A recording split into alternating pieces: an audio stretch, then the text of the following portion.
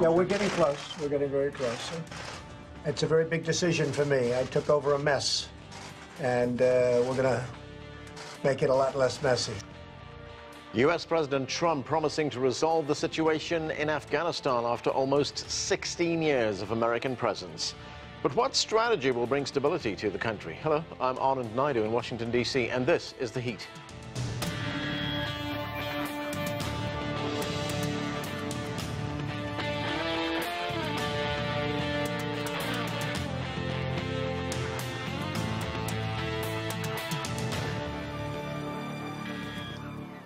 Nearly 1 month after the terrorist attacks of September 11th, U.S. troops entered Afghanistan and toppled the Taliban regime. But after 2 U.S. administrations and different strategies, the country is still divided into many factions, and the Taliban is back, regaining more and more control of Afghanistan. CGTN's Catherine James has more from Kabul. There's no end in sight for America's longest war, with U.S. President expected to commit more troops to Afghanistan. Earlier this year, Trump gave his Defense Secretary, Jim Mattis, full authority to increase U.S. troop levels in Afghanistan by more than a third. Mattis didn't deploy the extra troops right away, waiting instead for Washington to formulate a clear strategic policy for the region. Mobilizing more U.S. troops may not break the stalemate.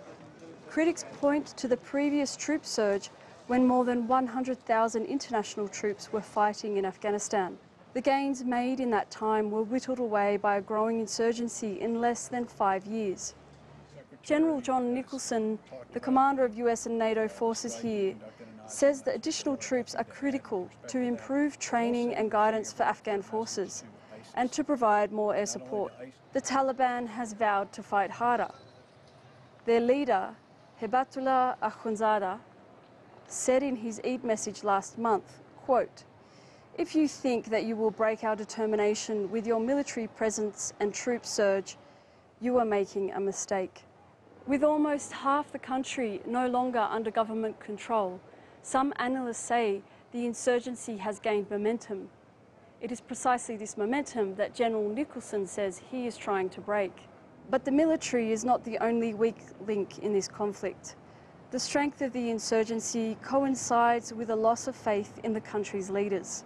Infighting within Afghanistan's coalition government is well documented, with key cabinet positions taking more than a year to fill after forming the government, and the parliamentary elections slated for 2015 never happening. For now, the government is hoping that operations to retake control of more territory will boost morale and buy time for the leadership to focus on the desperately needed reforms. Catherine James, CGTN, Kabul.